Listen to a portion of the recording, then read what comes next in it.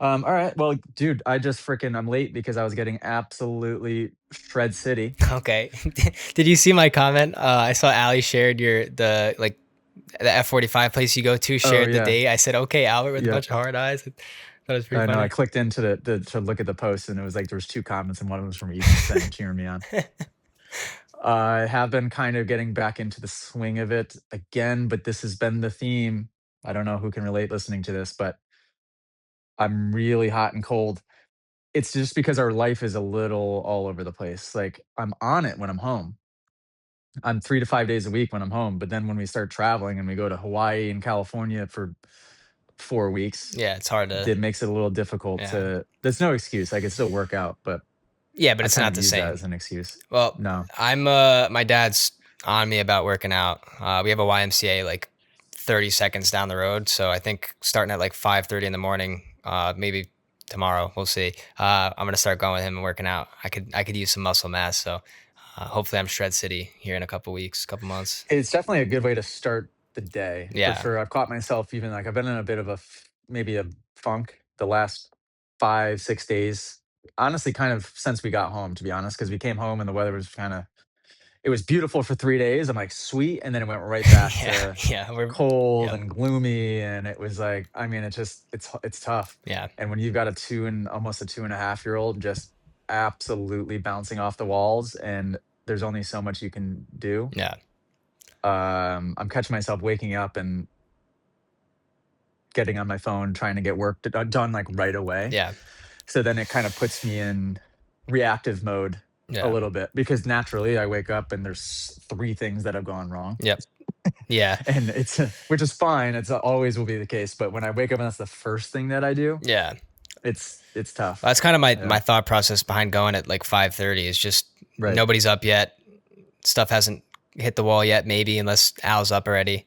So I could just kind of go spend an hour at the gym and then get home and start my day. So um, Yeah. you know, It sets the tone. I they feel great, I'm glad I did it, and today's was a tough one too. well, it's funny. I was It was looking a at tough one. pictures of myself from 2021. I don't know what happened. I would 2021 me would beat the crap out of me. I was ripped. So Same, yeah, same. I gotta get my butt in gear here. So I episode did the same 180. exact thing, I looked at it. Oh, sorry. You what? I'm saying episode 180. We didn't even say that. Oh, I thought you said you weighed 180. I was like, No, no. If I "Jeez." weighed 180, I would have been a unit. Actually, Oh that's my the goal. god. That's the goal, though. I mean, Yeah, pretty tall. hey, nothing's impossible, but that's pretty darn close. I'm a good creatine Episode shakes. 180, look at us go. Yeah. Wow, yep, not Um. bad. No. What are we gonna talk about? Who freaking knows? Ethan's gonna keep this thing on the rails. I'm back. Oh, by the way, Pops the Outlaw sent me a message in the app. Yes, I read it yesterday. He said he notices I say a lot. You're hanging out with me too much. I say I was like, "What? That's funny. I Me?" I remember. And here I go. I say it right there. When I was in, I think it was my senior year of high school. My computer video production class teacher made a comment to me about that. He said you need to cut out those filler words. And anytime I say Totally. them to this day, I still remember Mr. Wickham's face. I still remember the conversation, and I still say them. So let's see how many I can do this episode. You definitely do it a little bit, but Yeah, you know who I got caught in a little bit of a web of a bad habit of it with a few years ago was Cameraman Cam. yeah, He would like over exaggerate, go, yeah, and then it would get me. yeah. He still does it. It would get me doing it. You're I definitely don't think of myself as somebody that uses filler words at all. I'm quite articulate. So when I read that, I was like, son of a biscuit, gotta well, level up. you're a product of your environment, right? I remember Ty sent me this picture of a moldy strawberry next to a healthy strawberry, and the mold started to spread over. So that's something I always think about, like who you're surrounding yourself with, the way they talk, the what they're doing. Like you just gotta know the room you're in, right? So I gotta level up a Yeah, little bit because I know I got some older folk around me. I might rub off on. So yeah. Just podcast with me more often. You'll level up. yeah. Well, hey, I've been enjoying it. This is I think episode number 4 in a row for me on the podcast. So Really? yeah, I'm loving it. I mean, to see the engagement in the comments and stuff, mostly great. One dude did say I like dudes because I didn't like the Honda, so I told him I actually love Oh, dudes. yeah. But That's fair. yeah, it's been great. I love it. All the good, all the bad. anything. And I've been getting a lot Yeah, of you've good had some feedback. posts popping off on the socials. Yeah, well, it's funny because I just saw my grandma the other day, and she made a comment because she watched the episodes, and she's like, "Ethan, like you're actually really good at it." And my comment to her was, I'm behind the camera a lot. I'm teaching people how to put together a short form postscript or whatever, and it's like if I'm not good at it, how can people take my word, right? So that's kind of why I just try to do a good job, is because if I can't do it, then how can I teach other people to do it, right? Yeah. So Yep. But it's also just being yourself and just talking. yeah, I do think that most people way overthink it. yeah, The only way you could really do it wrong or mess it up is when you start to overthink it yeah. You start to and try. try. Yeah, You try. Yeah. The whole point is like, and this is not great advice because how can you implement it if you don't know what I mean? yeah, But the whole point is to not try, yeah. You just got to be yourself, right? like you said, 100%. Yeah. I mean, in If only any people knew what I aspect. was looking at. I'm looking at my shot, which is my camera behind my water bottle, and you can kind of Yeah. see the side of my face. And then I'm looking at the complete back of your head. Do you see the angle I'm looking at you at? I no, because my monitors have the logo up, so I can't see anything. I'm actually looking out Oh, the I'm just window. staring into the back of your head. I'm looking out the window at my pond that's frozen over right now. I'm waiting for the pond to unfreeze so I can go bass fishing, because we've got some monster bass in my pond, and one cast you're catching a big boy. So uh, I'm watching the ice melt slowly but surely. Ours is frozen and unfrozen like 6 times now. Can't Yeah. make up its mind. Well, I'm glad it's starting to unfreeze, because my 8-month-old German Shepherd, when it was completely frozen over, would walk across our pond and then the neighbor's pond, which you can't really see. And I was getting really nervous that like at one point he was gonna walk on the pond and go under, and then I wouldn't find him. So I'm happy He that would just it's walk across the frozen pond? AJ. I would let him out. He would go and chase deer in the woods, be gone for like an hour. I That's couldn't get normal. him to come back, which, yeah, completely normal. But the only way I could get him to come back is if I walked out into the middle of the pond and called his name, and then he would come Mach 10 and try to tackle me to the ground. So thank goodness the weather's getting a little bit warmer and the pond is not walkable anymore, because That's funny. Bear would not have something about um his paws or his nails or something on the yeah. ice. Like unless there was snow to fluff it on top of that, he would never have walked onto a Oh, pond. I dude, don't think. my dog is a He was a wimp though. menace. No, he's. I mean, he's just puppy energy, 8-month old, just ready to attack deer and I guess go ice skating. I don't know. Wow, shout out. Yeah, Shout out. Speaking of shout outs, we are on tour. we are. We're definitely on tour. Do we know where we're going? We're going everywhere. So actually, we just Okay. launched 12 new 5-day camp dates, 9 different Yeah, yeah. states, and 2 different countries. So pretty exciting stuff. This is the lowest price you'll ever get these camps at. And AJ, do you want to maybe tell them about this cool payment plan we have going? 12 camps, 9 states, 2 countries, and that's just the new ones. Just the new Wow, that's ones. cool. Yeah, so we're pricing these at early access pricing because these are a little bit more out into the future, deeper into 2026. But here's the catch. They're 17.99 as opposed to the new price, which is 19.99. So you're saving 200 bucks right off the top. And well, we've done 2 things. I'll talk about one in depth first, and then I'll talk about the other second because I don't want people to confuse them. We're doing an in-house financing program, which is 0% interest. And the term is flexible in that you can bump the payments as early as, like, so if you sign up 12 months out, you can spread out your 0% payments 12 months, which is killer. You sign up 6 months out, you can spread them out 6 months out. So there is even an additional incentive to signing up early because you can spread out that 0% payment term. And coming from a business person that's looking at P&Ls all the time and always focused on cash flow, a cash flow tip is if you can spread out your payments owed and almost delay your payments owed, not that you ever want to screw people, right? But if you can take advantage of a 0% financing to just spread stuff out, absolutely 100% do it.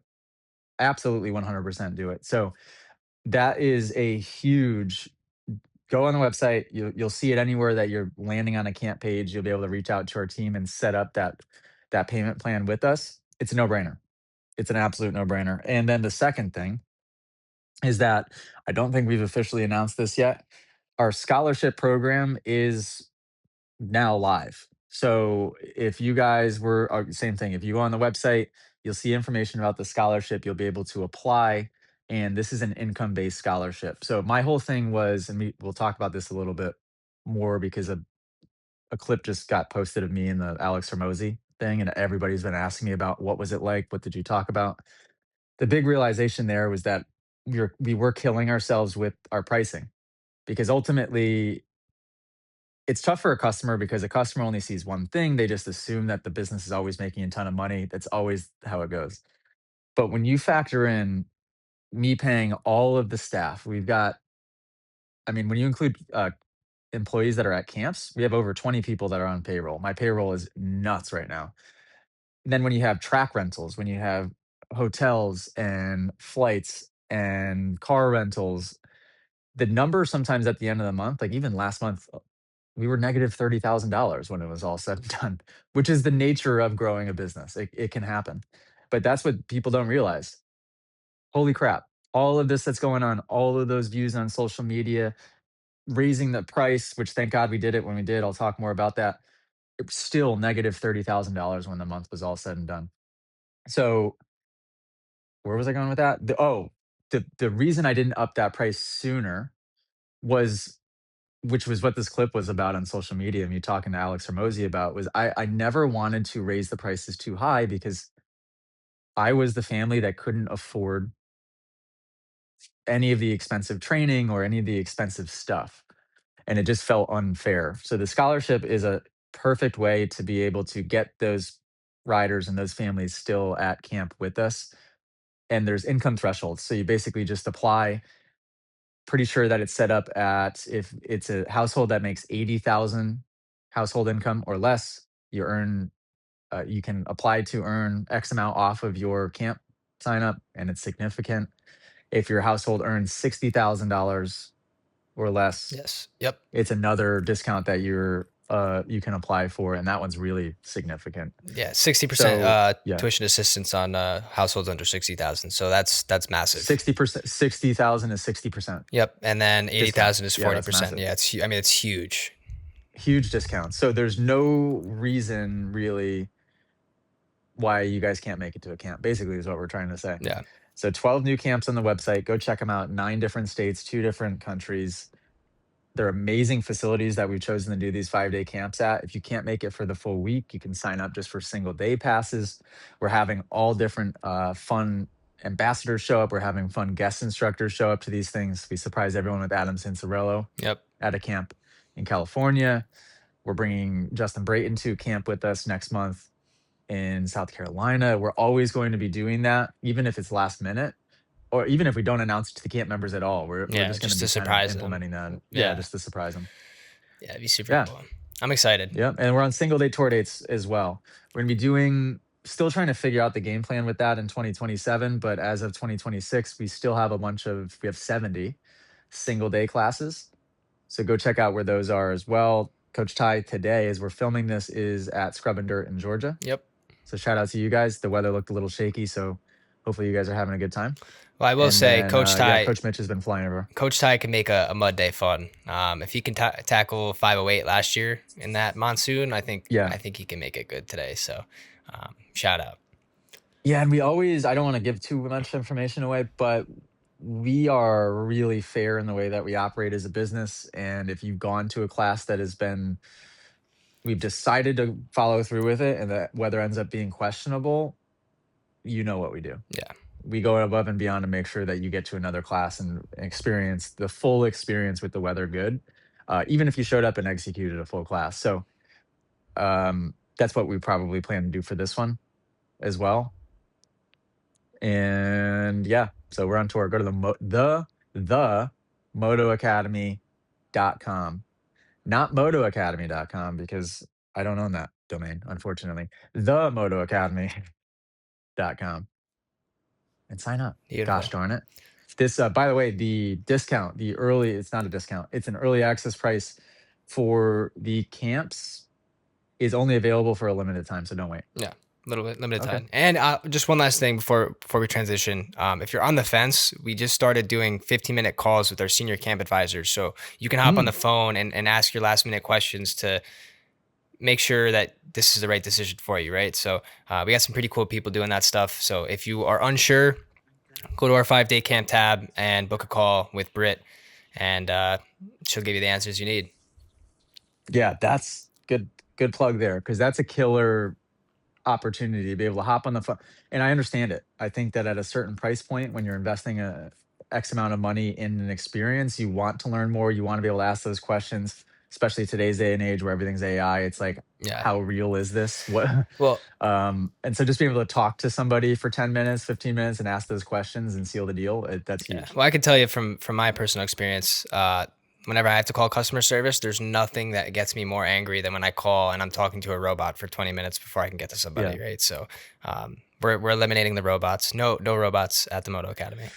No robots. No, by the way, no robots in our customer service emails as well. Yeah. We had we had a disgruntled customer for no reason, actually. The only reason that they were disgruntled is they thought that one of our emails was AI, No way. which by the way would be fine if it were, but it wasn't.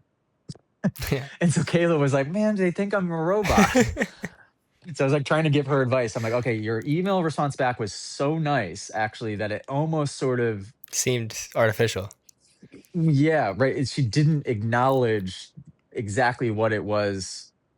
She didn't acknowledge the fact that they said that she was a robot. She just kind of like bypassed that Yeah. altogether and was just super nice. So it made it seem even more like she was a robot. Yeah. I was like, don't be afraid to acknowledge. You got to acknowledge what they're saying so they feel heard. Yeah. And while being also really nice. Don't just ignore it Yeah. and then just be nice, because that's got robot written all over it. Yeah. So tell me a little bit more about that experience with Hormozi, especially that clip, because that was his top performing clip in like the last I 30 can't believe days. that. And I can believe that. But yeah, I mean, I can too. I mean, we're pretty known, right? And it hit the motocross algorithm. So like you go and you check the comments, it's yeah, like some pretty high level people in the motocross industry showing some love on it. I know like Brian Deegan commented on it from the General's Army account. So super cool. yeah, Yep. tell me a little bit about that. I saw Motocross Action shared it in a Yep, story, so shout out to those guys. yep, Jerry Robin was commenting on it. I saw that. yep. Shout out Jerry. Uh, I haven't seen it recently. I did only look at it a couple of times, but that was my thought. Is when he posted it. By the time I saw it, it was tracking really well, and then I out of curiosity, I was like, I wonder how it's tracking versus his other ones, and it was tracking better than all the other ones. Like, oh, that's interesting. And then like 24 hours, 48 hours later, it was really killing it. So that's really cool. So shout out. Oh, I think that what that tells me is what I've always wanted to do with the Moto Academy would make a lot of sense, in that I've always wanted to do the celebrity private lesson thing where we're bringing in people, basically like cross pollinating with people in industries that have nothing to do with motocross, Yeah, right?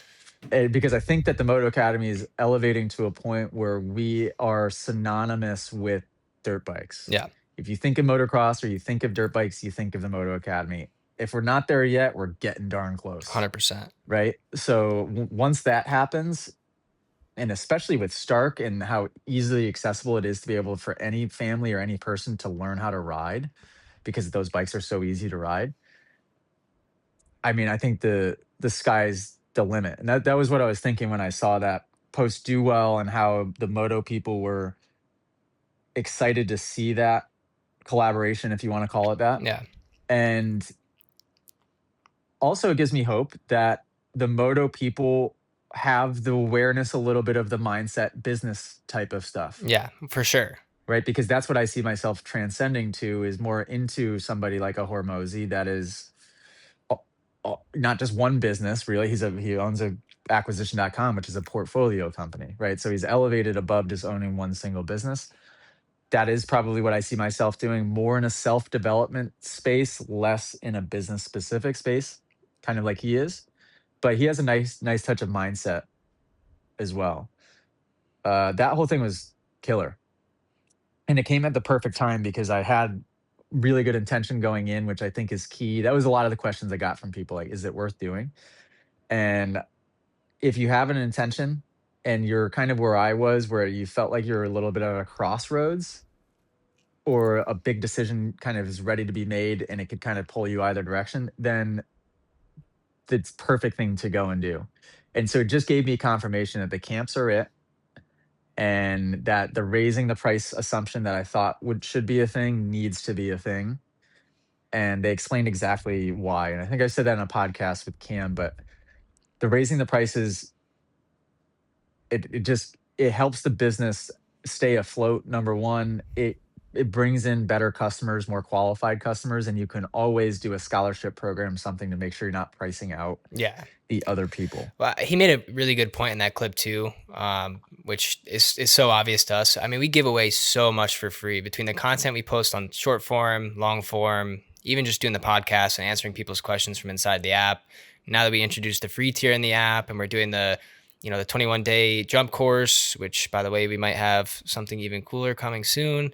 Actually, two really cool things coming soon. So you're exactly right that raising the prices just helps the business, but then we're also able to serve people better. We're not worried about selling 100 more spots to make it profitable. Like it all Yeah. around just makes everything flow so much better. Yeah, because the only complaint we would ever get, and it wasn't often, but it was the only complaint we would ever get, is there's too many riders, Yeah. right? Think about it. There's no other complaint that we would No. ever receive. So it solves that problem. And yeah, the way he worded it was perfect. And I needed that at that time, Yeah. because I don't know if you noticed, and he goes, you can serve the people that can't afford it with your free content, because Yeah. your free content's everywhere. And as obvious as that is, when he said that, I was like, yeah, you're right. Well, he also And he goes, said and you can serve the people that can afford it for the right price. exactly. He's like, we have 40 billion people that follow us. There's 100 people in this room right now. You know what I mean? So that to me is what set it in stone, because we're not on that level, but we probably have about 3-ish million total followers. The most people we ever have at a camp is 100, right? So yeah, it was positive reinforcement for me for sure. Yeah, and it made me rethink too where I need to be protecting my time even further, which people might not like to hear. And I don't know if anyone has realized this, but I definitely, because of Bear and all of that, I took a few weeks of stepping back from how much I was actively engaged, like in the app specifically, Yeah. because I was finding myself working in the business inside of that app more than I was spending my time anywhere else. Yeah. And felt like it was getting a little unfair to the business and to me, Yeah. because the majority of those people in that app are paying either free 9.99 a month or 19.99 a month, and it's like it was way offset as to how much time I was spending in there. And I don't want this to sound bad, because I love the app community, but it was an eye opener when it came to that, and so what I've done is I've stepped back significantly, and I plan to continue to stay where I'm at. It's like, listen, you want access to me. I've invested my whole life to create what we've created here. Yeah. I can't just continue to give away my time for basically free, Yeah. or free. I can't. No, I I can't. I get it And completely. yeah. I mean, even from my own standpoint, like, I'm pretty young, so I have a lot of time, but I have to make time for myself because I'm only going to be in my early 20s once, and I'm in, so to say, the prime prime health, right? Like I want to take advantage of that. I want to go out and ride my bike, or go out and ride my horses, or whatever, and just take some time to take a step back and enjoy life. And I think a lot of people don't do that, right? So um, yeah, I completely I was understand that. in it. I was in it for so many years, and even when I thought I was not in it, like, think about, like, last year, or the year before that, the first 2 years of Millie's life, even when I thought I'd really pulled back Yeah. and slowed down, when I self-reflected again, which was right after it all kinda happened, right, it was like a domino effect. I went Yeah. to the Hormozi thing, which opened my eyes quite a bit. We lost Bear, which opened my eyes more than anything. Um, and it was like the culmination of, like, 2 or 3 things happening back to back to back. I self-reflected a bunch, and I'm like, "Oh my god, Yeah. I'm still just I've got my head buried in the sand still." And I just didn't think that I did, Yeah. because before I was a nutcase. Yeah. Because before, what was normal to me was doing 135 tour dates all by myself, Yeah. and doing all, like, I mean, I don't I hate to keep saying the word I, but, like, at the beginning, I was doing all of this stuff, and what I so then as I backed off, what I thought was backing off was just it was still me doing too much. Yeah. Well, Yeah. you can't ever realize you're in it until you have a life Oh, right. experience like that, right? So it's almost necessary for, losing a dog or a family member or something catastrophic to happen for you to kind of like take a breath, take a step back, be like, oh my gosh, like what am I doing? And not that it's a bad thing, but you need those moments to kind of take that next step, right? You need to take a step back Yeah. to take And I five was forward. on that path, but this expedited it Yeah. big time. Um, Big time. Oh, dude, real quick before we move on, I yeah. don't know why I just thought of this, but so yesterday you're gonna find this hilarious because Okay. it would only happen to me. Millie was taking a nap. Yep. Allie was up with her. So I was, well, just as I say, I'm backing off. I was in the app responding to some DMs, and then my phone died, as it does. And so I went outside and went for a walk by myself, no phone, which is what everyone listening to this should do once a day. Yeah. And went for a walk up and around the neighborhood. The lot behind us has now officially gone for, it's on the market, which Okay. I never thought would happen, but it's on the market now. So I kind of used the time to walk up around. I saw the sign. I then dropped into the property behind me and was walking kind of the back way to my house from the field. And so then when I got to the middle of the field, I was staring at the rest of that 10 acres and meditating while also kind of doing a visualization of, could this property make sense? Do you know what I mean? And I don't know, who knows how long I was standing there for, but then by the time I turn, there are two, you're gonna think I'm making this up. There were two yogis walking towards me, and they were about 20 feet away from me. And I swear to God, I don't know where they came from. I don't know why they were in this field, but they had, like, the only way I could describe them was they were two yogi guys. And they walked right up to me, super, super nice. And they were asking about the property. Apparently, they were interested in building a home on the property, I guess.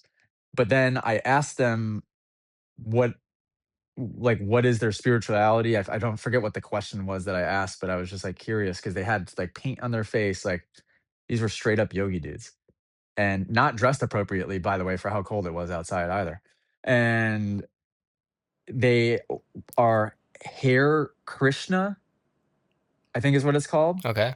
I don't know if anybody, where the way they explained it to me is that the whole basis of what they do is around the repetition of one specific mantra. And like this one guy had, they call it some type of, it's like a bean bag basically, and his hand was in it with his pointer finger sticking out, and it was kind of weird. He was just, have you ever seen this? He was like holding this bag with his pointer finger sticking out, and he was just holding it kind of like out in front of him. No, I haven't. And I didn't ask what that was at the time, but I looked it up afterward. It turns out there's like 113 or 118 beads on a string in this bag, and part of the meditation is each time you go through the mantra, which it's three different words that are repeated in a certain order. It's maybe like it takes 7 seconds probably to get through the mantra one time, Yeah. and each time you get through it one time, you count the bead with your finger. So the whole purpose is like y- you're just supposed to go so into automatic, of just kind of automatic mode of just staying on track with this mantra, Yeah. that your brain completely, all analytical modes shut off, and you just go into deep meditation, and that's how you access, all of the consciousness. And basically what people are trying to do when they do any meditation, visualization, prayer, that's their method of doing it, is just repeating one mantra over and over and over again and counting the beads as they do it. And the prescribed, I was doing a bunch of research on this afterward. They're supposed to do it. It's a lot. Yeah. However many times they have to do it in a day that's prescribed, it adds up to 2 total hours Holy crap. of repeating the mantra and counting the beads with this little beanbag thing. Huh. So yeah, these guys just came out, and I come back inside. I'm like, Allie, did you just see what just happened? She goes, no. I'm like, I was just out in the middle of the field with two yogis. And she's like, are you high? What are you talking about? That was gonna be I'm like, my no, I swear to God. that was gonna be my first question when you started this story. Uh, It was a real thing. I don't think it was an yeah, apparition. no, I believe it. I mean, you weren't out in the desert. I'm sure we're hydrated, so it's not like you were seeing things. It was wild. I'm Yeah, like, what the heck? I wouldn't, I Is this wouldn't, telling me something? wouldn't put it past it. So I have a, not to change topics again. Um, I had That's a, what we do here at the Moto Academy yeah, podcast. I had a pretty cool experience yesterday. I went to a track that I've wanted to go to for years, and like I was telling you before, Son of a biscuit. Well, sorry about that, folks. If you have technology, you know that sometimes it breaks for no reason. and And my roadcaster was just, thank God I looked over at it. yeah, for Like real. I reference it every once in a while and it was just frozen. So I think that how long were we into that? 30 minutes? 30-ish minutes, yeah. The first 30 minutes of that podcast will be off of my AirPods. Yeah. So thankfully Ethan was recording on the program that we use. Yep. So he did get some audio, which is not from my Shure mic. Now it's from my good mic. Yep. So if it sounds different, that's why. Sweet. So, Okay. like I was saying, not to change topics, but yesterday I went to a track that I've been wanting to go to for years, filmed some cool content for Insta360. Thank goodness I don't have a bike right now. And I was telling everybody I was retired because I wouldn't have been able to get around that track, but I don't know if I want to stay in retirement now. So my question is, AJ, because I'm torn between 3 different bikes right now. I either want a YZ250F or a YZ125 or a Stark, and I don't know which direction to go. I'm like, let me put it in order. It'd be probably Stark, 125, or a 250. What bike should I get? Stark. That's kind of what I'm thinking too. Yeah. Yeah. And the reason I say that even as quickly as I did is because no maintenance. Yep. I mean, that's huge. When you are busy, Yeah. who the heck has time to be maintaining their dirt bike? Because that alone, at least I can speak for myself. If I just know that I have to do an air filter and oil and do a bunch of maintenance stuff, I won't ride for that reason. Yeah. Yeah. It's happened many times in my life. Yep. Where the Stark, if you just know that you have to remember to just plug it in Yeah. and lube the chain every once in a while, then, dude, are you kidding me? Yeah. No, you're not. You're not wrong. Yeah. Yeah. So in no offense, but the speed that you go, you can make the battery last a lot longer than I could, which is a win. And even the speed that I ride, most of the riding that I do on my Stark, like riding from my house and riding the trails, it lasts as long as I would ever need it to last. Yeah, no, you're right. Yeah. You're 100% right. That's kind of the direction I'm leaning towards. So we're trying to sell. We got a 2021 gas 450 right now that my dad said if I can get rid of it, if I could sell it for the price we want, he'll buy a Stark that we could ride. So no skin off my back. So that's my goal right now is selling that 450, which I will say has been pretty much impossible. And we have it up. Yeah, I mean, so like, provide context, and I've talked about it before. I posted my 250. I sold it in an hour, which never happens. Oh, wow. I've had this bike up for a week, and I've been through the ringer with people on Marketplace, just trying to. It's just been up for a week?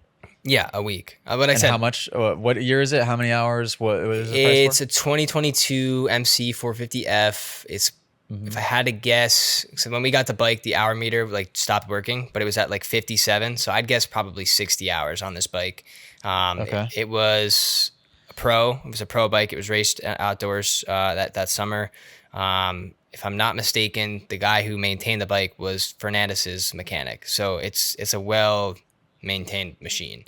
And I tell everybody that when they ask like how many hours, what's on it, but we have it up for like. Can I guess the price? Whoa. Yeah, I was just about to say. So you got me in time. All right. Okay. 5,500. 38. What? Yeah. People are offering me all like right. Well, 3. so here, dude, I'm gonna Hormozi you right now. Okay. You take that post down, redo it, Yeah. and put it up for 55. Yeah, I don't think you're wrong. Yeah, I'm telling you right now, and that's not screwing people. $5 grand to 5,500 for a couple of year old 450. I'm assuming that is in really good shape. It's in great shape. Is a great deal. Yeah, I mean, Great deal. It had a once $5 over. grand is. Sorry. $5 grand is what I would always sell my 450s for. $5 grand to 5,500, Yeah. and I would do it intentionally to make it a stupid good deal. But 30, you just said 30 what? 38. I had it up for If 45. I were to see a and then moved down to 450 38. Oh, you did. Okay. Yeah. If I were to see a 450, that 450 of that year listed for that price, I would assume that it's a scam or It's that something's seriously wrong with Yeah, it. no, you're not wrong. I think that's a good point. The only thing that is a stark difference between what I posted and what this bike is I had like the Moto Academy graphics as the pictures. So then people would go to my Hmm. profile, see that I work for the company, and I think that's kind of what made it move so quickly. So I might almost might order some graphics for it and post and Yeah, see if there's what proof of does the it look pudding. like? You should send me a picture, because if not, it's worth a $200 investment to put some fresh graphics on I mean, it. it's got some good graphics on it, but like Okay. it's just some random company. Like my dad bought a whole bunch of plastics from this dude who had the same year bike, so it's just some like random guys numbers Okay. and stuff. But yeah, that sounds too low. That sounds suspiciously too Yeah, low to that's a where I good would just point. scroll right by it and be like, no, that's not real. Yeah, that's a good point. Okay, all right, that's what I'm gonna do. When the sun comes out, I'm gonna take some new pictures of it and Okay. change the price. So, thank you Okay. for that. Good move. All right, well, on the topic of switching topics, I want to talk a little bit about the YouTube video we had go out on your YouTube last week. It was a 4-minute video on the power of goal setting slash visualization. Hmm. So, not to put you on the spot, but if you rewind 5 years ago to March 16th, the day we're recording this, 2021, what was your 5 year goal at the time? And how far off or how close to it are you? It was pretty big, to be honest. So 2021, that was the year we partnered with Jet. As definitely that I was new to thinking big, but I was certainly thinking big. 5 year goal at that plan was, yeah, I know for sure what I had a goal for 2033 Yeah. to have my business be worth $100 million by 2033. So that was not a 5 year goal. It's more than 10 years. Yep. 5 year, I'd say we're probably past where I thought that we would be 5 years out. But I think that we really are. And now I will say with the app, I think we're not even close to the monetary goals that I had set back then. I think I had some really, really high hopes for what a subscription service could do. I think the landscape's changed a ton since then, and everyone has subscription fatigue, and everything is an app, and who wants another app? And that's turned out to be a much harder increase in revenue than I thought or hoped. So we're probably off by millions of dollars when it comes to that goal. Yeah. But as far as growth of a full company, oh, and another thing, I bet you in 2021, in 5 years, I thought for sure we would have our home base, and we still don't, We're close. which is surprising. But what it's done is it's created these 5 day camps, all of it's happening in the exact way that it should. Yeah. Yeah. Very cool. Okay. Yep. So, So it's like I'm open to that.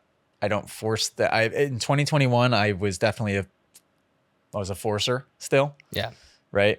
Now I don't force. The GPF thing would have been a good example of forcing something into existence. And not even forcing something. Like I was just like accepting an opportunity without thinking more about it, and just like, yep, cool. Facility, I'll buy it. And you know what I mean? Where now I am being so particular and really letting it come to me, so much to the point where sometimes I have to ask myself, like, am I doing enough to move us that direction? Like, am I being a little bit too patient? Okay, I'm back after those commercial breaks. Alley Cat is fired, and we're still going. My audio is still recording, and we're okay. All right. We're back. But how come? What made you ask that question? Just based on that video? Just based on that video, I mean, I think not a lot of people understand the importance of goal setting No. and visualizing their future. I mean, I had a conversation with somebody who will be unnamed last night, and they asked me, what does their family think about the situation? And I told them that they think I'm delusional. I mean, I remember a conversation I had with somebody a couple years ago where they told me, maybe you should put your passions aside and get a real job. And I obviously took that with a grain of salt and continued to visualize my future and set goals to where I want to be. And, here I am. Right. So I just want to make people understand, like the general public understand, like you can do what you want if you put your mind to it. Right. And I just think a lot of people are very closed-minded. They'll graduate school or you just get stuck in a job for forever and not try to get the things they want. Right. So I just think it's really important to set goals and dream about where you want to be, and picture it in your mind and wake up every day and just know like I can get there, because you totally can. It's just can't be close minded. Yeah, and it's all for a lot of people. It's all for just thinking that they need to partake in the real world, Yeah. which is not a thing. There, everyone's version of reality is their own version of reality. So to give up on your dream with the justification that I need to partake in the real world, which is the collective consciousness, what? Yeah. I mean, that's nuts. That is so nuts. It is. And yeah, there's so many things. I mean, even talking with Allie about like after Bear passed away and trying to explain to Allie to the best of my ability what I believe about this world and the universe and what happened before we were here and what happens after we're gone.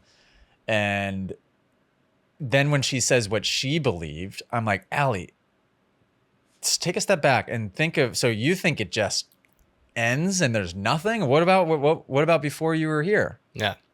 What like her explanation of trying to justify or explain what she believed was equally as far out there as what I'm saying. Yeah. I believe in. And it's like you have the opportunity and you have the free will to choose where you want your attention to be focused, and you can choose the thing. It doesn't delusional, no, take that word out of your vocabulary. It's just, where do you want your attention to be focused? On something you like doing, Yeah. on something that fulfills you, or on something that you don't like doing and doesn't fulfill you. Yeah. It's the same conversations I would have with tour manager Al.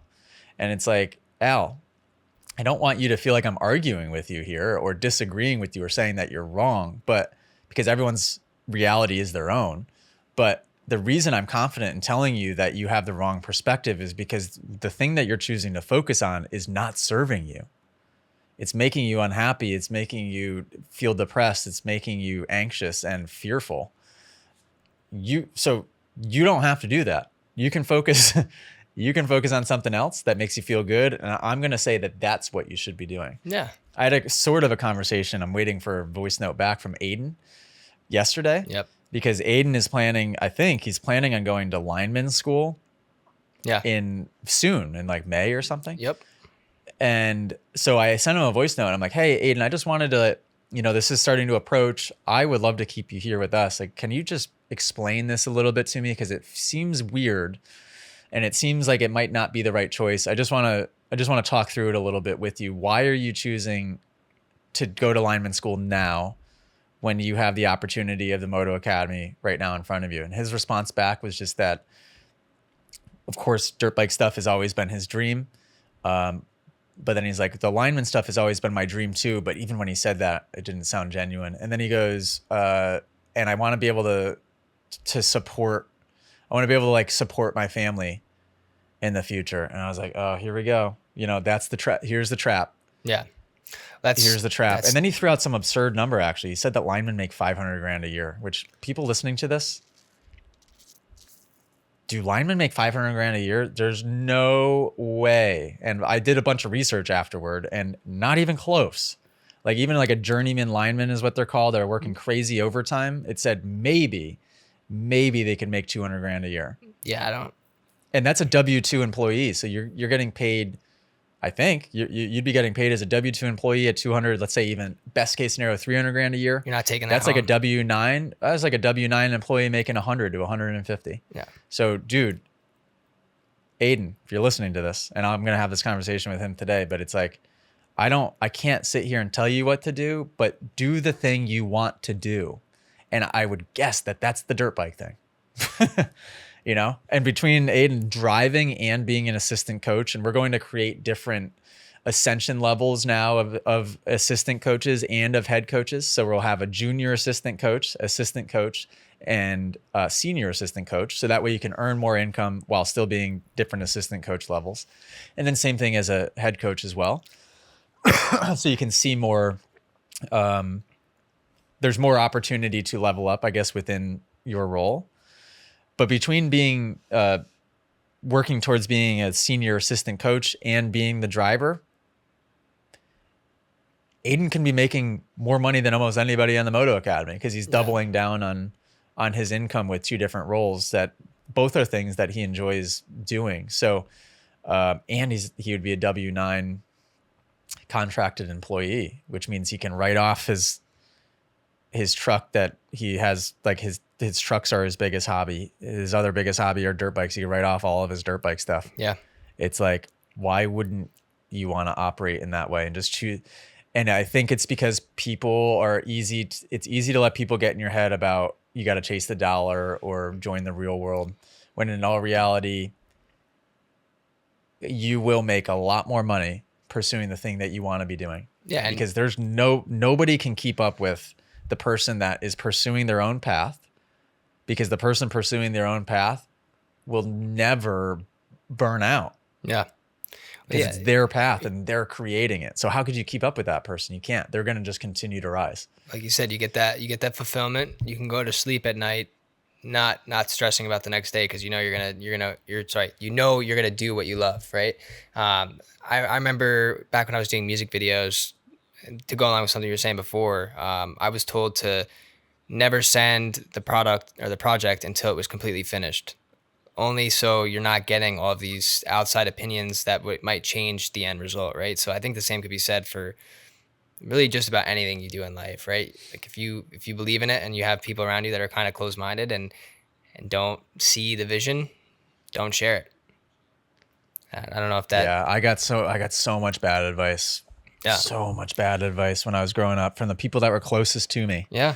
And as much as I tried to not let it steer any of what I was doing, it definitely did. Yeah. And it got in my head enough to make me doubt. Yeah. Oh to yeah. make me doubt what I was doing. Yeah. I mean, I'm Yeah, no question. so thankful no I question. didn't take that advice 5 years ago, and I stuck to my guns and continue to do it, because obviously I wouldn't be here right now. I mean, I don't know what I'd be doing, but that's not an answer I need to have. So here we are. Yeah, you really don't need. You almost really don't need to take. You want to be open-minded, but you almost don't need to take anyone's advice ever. No. You can listen to people with an open mind. You can observe people with an open mind. And what that will do is, when you're open-minded, you'll be able to kind of reflect on who are the people I should be spending time around and who are not, who are kind of working towards things that I'm working towards, who are not. And then you'll find your groove, you'll find your people, and then it's off to the races from there. Yeah. Yeah. If you're surrounded by the wrong people, it's going to be tough, especially if you're young. Yeah. Because it's just, you're going to get it just pounded into you the way that you think other people think that you should think. Yeah. Yeah. I mean, dude, I'm 32. I still don't know anything, but I spent the large majority of my life, far past how old you are now, not believing in myself because of the environments that I was in. Yeah. And I was afraid of what I was afraid that people would think I was delusional, or I was afraid I was delusional. Yeah. Yep. Yep. And now I just don't care at all what people think, because in the least selfish way possible, guess what? Guess who my life is all about? You. Me. Yeah. My life is all about me. Yeah. It is all about me. And that is not a selfish thing to say, because when you operate in that way, you can actually make clear-headed decisions and you can serve other people because your cup is full. And yeah, I could ramble all day on that topic. It grinds my gears because it's easy to recognize too in other people's lives. It's like you just want to grab them and be like, you've got it. Yeah. Stop. Actually, another kind of example would be yesterday. Al, tour manager Al, has a lot of fear, right, and anxiety. So he has fear of failure is a big thing that Al struggles with. And yesterday, Al, by his definition, failed, right? He forgot that there was a class happening, didn't communicate with the track. Pretty big error, right? Like probably the biggest error that he's made. And I told him this too. And I said, Al, you just messed up You just messed up, bigger than you've ever messed up. I am now sending you this voice note, letting you know that it happens. It's okay. Totally fine. Did the Moto Academy just die? Did the world just fall apart? Did your life just unravel? No, it's all right. Yeah. So the thing that you were anxious of and fearful of the whole time just happened, and you're totally okay. Yeah. And I made it a point to like really highlight that and be like, dude. And he sent me a voice note back. He's like, I'm so grateful that you're responding to this in this way. But it's just it's the truth. Most of the things that we fear, there is no logical reason to fear them. There's not. It just isn't. Well, I mean, let's just say you fail or you lose or you mess up. You can't dwell on it because that's not going to do you any good. That's not going to fix the solution or fix the issue or anything. It's just going to bring you down. You just gotta take it for what it is, move forward and fix it, or do whatever you got to do to get over that hump, right? And I think a lot of people don't realize that. Like there will be the only thing that matters is pursuing the path that you want to pursue. Yeah, that's it. And when you're truly doing that, you can't fail, because if you just mess something up, well, hey, I'm doing the thing I want to be doing. Yeah. Great, excellent. And I could live in a shoebox while doing this, for all I care, right? It becomes less about the material things, it becomes less about the achievements, because I think those are kind of like bookmarkers for lack of real vision or purpose. People think I'm crazy because I give everything away. I give away all of my gear and my cool custom painted helmets and all of the amazing trophies and like stuff that I've acquired, because none of it means anything to me. It was the activity, it was the process along the way that was all great. And now I just want to help give it to other people, like make them happy, move on, keep leveling up. It's like you become less attached to material items, which is just a huge bonus, because that's a problem. I mean, when people are living the safe life, it becomes more about hoarding, saving, protecting, than it is about just, I'm just pursuing my path. Like, you don't have to take things so serious. Yeah. Is everything working over there? Yeah, it is. I want to monitor you got me nervous for my my audio recording now. Okay. Mine's still going. Mine's looking strong at the moment. So all right. Well, we got a couple mindset related podcast questions, and then I say we could wrap it up because Cam's upset with me. I forgot we had a meeting today. okay. So we'll hit one from Bo Gray, and then we got one from Barry Keller, and then one from the Richies. So first up, shout out. Bo wants to know, can you guys talk about setback or hardship? But I guess we just kind of did. But he wants to know about a situation that left us feeling grateful and more positively motivated versus like getting mad, right? Can you think of anything that you might have had some hardship with and came out feeling motivated from it? Yeah, it's just the power of your awareness. What are you paying attention to? When something goes wrong, first of all, you don't have to even say that it went wrong. You could say, what did I learn from this thing? Yeah. I'll use an example of everything happening with Bear for that week that it happened and having to say goodbye to the bear. There was a massive learning lesson in that for me, and especially for Allie.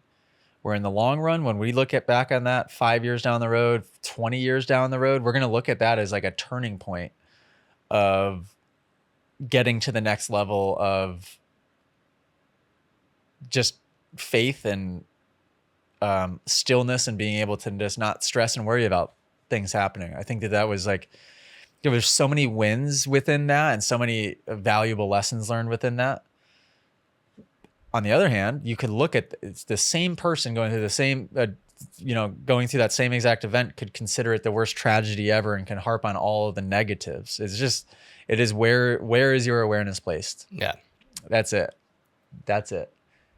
And that takes practice, because if you practice right now, focusing on the things that aren't serving you, well, it's, when somebody tells you, look around your room and what's blue in that room, it's gonna be pretty easy to find the things that are blue. Yeah. It's just you have to practice placing your awareness on things that serve you. All right. Yeah. Good This question, Bo. next up, a question from Barry Keller. I'm not overly good with asking questions. I used to be closed minded. I thought since I experienced certain things, I knew how to do them over and over. So with age comes wisdom, but I also think you can learn new ways to do things and maybe they're better. So since I'm somewhat forced to retire last fall, I found new perspectives on a lot of things in life. One being more open minded and not so regimental in my daily routine. Hence, I listen better. So my question is, how do I get the intensity back with racing? I'll say that again. I know this isn't 1997 on a full gate trying to qualify for a national, but I was always and somewhat still am with certain things an intense person and can put every ounce of sweat into everything I do. As for moto, that doesn't seem to be the case since I slowed down on purpose to be smoother and safer. The days of twisting the throttle and flailing around are all over. The past 9 months or so, with a complete different way of riding, I don't feel how do I say this? Push or focus. I love getting on the starting gate, knowing that I'm going to get a good start, sometimes always laughing if I was first in the first turn, and then I would wear off after a lap or two. I used to get so riled up like Sexton does on the gate or to prepare for the drop. After explaining myself, how do I get that intensity up to race? The Barry, my question to you off the bat, I'll restate your question. Barry wants and is thinking about bringing back intensity into his riding and adding more speed potentially, right? My rebuttal to that, or my question back to you, Barry, would be why? Why do you want that? Truly, what is the reason for adding more intensity at your age to your riding? Is it a race result? Because why does that matter? Why does that race result matter to you? Is it the feeling of the adrenaline maybe that you used to feel of riding that ragged edge or riding more aggressive? Why does that matter to you? Because that adrenaline isn't something that you need to chase either. I would just question your whys behind why it's necessary to pursue that aggression or intensity in the first place. I would argue that it's not necessary. I think you could spend the rest of your days on your dirt bike, honing your craft, riding slow and smooth. You're going to have days where you're going fast and it's a byproduct of you doing things right. You're going to have days where you maybe don't feel like you're going as fast.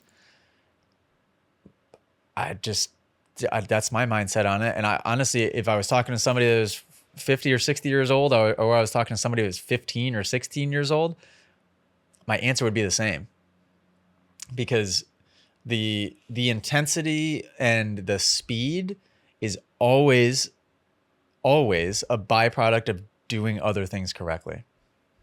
Always. It always is. If you're missing one of the other pieces, you will not have intensity because you'll be fearful or you'll be playing it safe or you'll be frustrated, whatever it is. You'll be missing a piece. And same exact thing with the speed. Does that make sense? Yeah, 100%. Good question, Barry. All right. So last up, our question from the Richies. Do you guys ever feel extra pressure when you know you have lots of people spectating you while racing? And I'll pop up the picture on screen. I think he's at Moto Bros Okeechobee, and there's like a bunch of people behind him as he's hitting a corner. So, like his people he knows, or just like spectators watching at a race? Yeah, just random people. Yeah. So, yes, I used to feel that way. Less so. I was desensitized, I think, pretty quickly to riding and racing in stadiums where there was 60,000 people. So that was pretty normal. Where I would feel more pressure would be in an environment where maybe I was at the test track and there was just like 3 people watching. Yeah. But I knew they were watching me. Or if I was fast forward or rewind a little bit before that, if I was just at the track and it was just my dad watching me, I would feel a lot more pressure in that because, and I'll tell you exactly why, I was feeling like I needed to perfect everything that I was doing. Yeah. So my mind quickly went to the perspective of don't mess up. And when you're asking this question, I bet you that's the same mindset that you might drop into by accident is don't mess this up. As opposed to just shutting off and quieting that part of your mind and just executing what you're doing. If you make a mistake, well, okay, why did I make it? How can I fix it for next time? It's simple. And it really is very simple in concept, but it's an easy habit of thought to get into, especially when you were like me, was raised by a dad that was bringing you to the track, that I felt this pressure like I had to be perfect while I was riding. If I made a mistake, or if I, God forbid, if I crashed, it was not a good situation. So I was always riding defensively from a really young age. And it took my whole career to figure that out. Honestly, it wasn't until a couple races into my last season in 2023 where I started to not ride that way. Interesting. Yeah, my whole life. So that's really normal, number one. And I guess a tangible thing to kind of practice to divert your attention would just be, if you notice yourself thinking that, just say, oh, okay, whoops, got distracted there for a second. Let's focus on this rut. Let's see what I can do better in this rut. Yeah. And just forgive yourself for getting distracted and thinking about that, and then pull yourself right back to the moment and what you're doing. Yeah. Yeah. Awesome. Beautiful. Yeah. Well, I'm trying to think of other things. There was a couple other things that have kind of happened in the Moto Academy world and or my life. But what's our total time? Are we an hour? With the breaks and stuff, we're 110 right now. So I'd say but right a little over an hour. But if you have thoughts, save them for our next recordings. You'll be recording with Cam tomorrow morning. I don't think I do. All right, guys. Well, shout out to everybody in the Moto Academy. Thanks for listening to this podcast. Hopefully you're enjoying not only the podcast with some of our new faces, but also go on the YouTube channel, the Moto Academy YouTube channel. The stories are starting to be told. Alessandro's video released, and it was really cool, telling basically origin stories of all of our staff are going to start dropping here to begin to piece together what will be the story that everyone will be able to follow again. And I know we've said this many times, but the Moto Academy gained popularity, I think, for a reason, in that there was a story, and if people can kind of involve themselves in that story and be a part of something. And we're with the rise of short form content over the last couple of years, it became more about just getting out random teaching content, which, don't get me wrong, is very helpful. Yeah. And it did its job as far as creating awareness around the brand and helping others with little tips every single day on socials. Now it's about, okay, how can we bring back the story and have people investing in the storyline of these characters and wanting to be a part of something bigger than themselves. So go in the Moto Academy. Those are starting to release on there. And we'll catch you next episode, which I think will be with me and cameraman Cam. Correct. Is that true? Correct. That is true. Okay, cool. Episode 180. We've done it. Thanks, Ethan. Thank you. Toodles.